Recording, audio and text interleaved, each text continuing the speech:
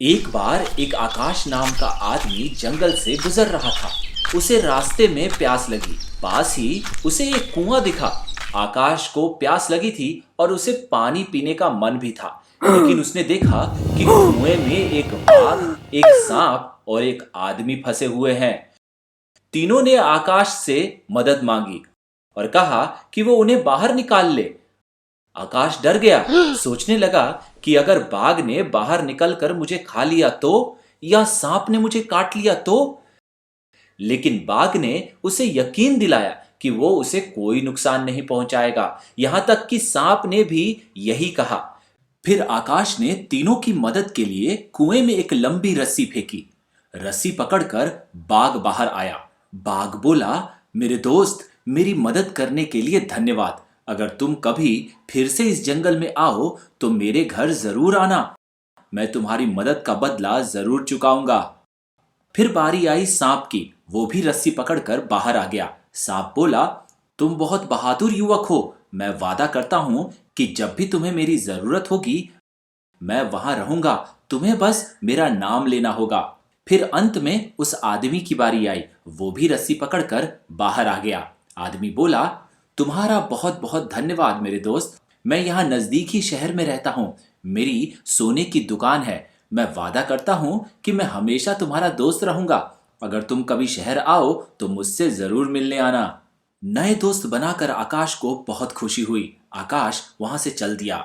कुछ साल बाद आकाश उसी जंगल से गुजर रहा था। आकाश को बाघ का प्रॉमिस याद आया और वो बाघ के घर की तरफ चल दिया। आकाश से मिलने पर बाघ ने उसे ताजा फल और पानी दिया। मिलने के बाद आकाश जब वहां से जाने वाला था तो बाघ ने उसे सोने का एक बेशकीमती हार दिया। बाघ बोला, मेरे दोस्त, मेरी तरफ से ये छोटी सी भेंट स्वीकार करो। आकाश उस तोहफे को लेकर बहुत खुश था, लेकिन उसे पता नहीं था कि इस गहने का वो क्या करे। फिर उसे अपने दोस्त सोनार का ख्याल आया कि सोनार इस हार को पिघला के सोने के सिक्कों में बदल सकता है। आकाश सोनार के पास पहुंचता है। सोनार बहुत खुश होता है और उसे जूस देता है, साथ ही सफर के बारे में पूछता है। आकाश ने सोनार को बताया कि वो जंगल में बाघ से मिला था और बाघ ने उसे ये हार गिफ्ट किया है। आकाश ने सोनार से यह भी बोला कि वो इस हार को पिघला के सोने के सिक्कों में बदल दे। हार को देखते ही सोनार चौंक गया। सोनार को याद आया कि उसने ही ये हार राजा के छोटे भाई के लिए बनाया था। ये वही भाई है जो कुछ महीने पहले जंगल में गुम हो गया था।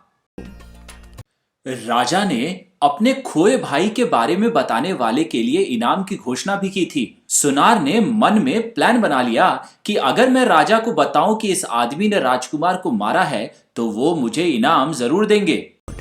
सोनार ने आकाश से थोड़ी देर आराम करने को कहा और फिर महल की तरफ बढ़ गया। राजमहल में उसने राजा से कहा कि उसे पता है कि राजा के छोटे भाई को किसने मारा है और वो उसके घर पर है। राजा ने तुरंत सिपाही भेजे ताकि उसे गिरफ्तार किया जा सके। फिर राजा ने आकाश की एक बात ना सुनी और उसे जेल में डाल दिया। आकाश जब जेल में बंद हो गया तो उसको अपने दोस्त सांप की याद आई। उसने सांप को याद किया और उसे बुलाया। कुछ देर बाद सांप वहां पहुंच गया। आकाश के सामने आते ही उसने पूछा कि आकाश, तुम कैसे हो और यहां जेल में कैसे पहुंचे? आकाश ने सांप को पूरी बात बताई। सांप ने फिर आकाश को बोला कि तुम चिंता मत करो, मेरे पास एक प्लान है। सांप ने आकाश के कान में कुछ फुसफुसाया। अगले दिन चारों तरफ खबर फैल गई कि रानी को सांप ने काट लिया है। रानी बेहोश थी। राजा ने ऐलान किया कि जो रानी को ठीक करेगा उसे इनाम मिलेगा। मौका देख आकाश ने सिपाही को बोला कि वो रानी को ठीक कर सकता है। राजा ने तुरंत आकाश को बुलाया।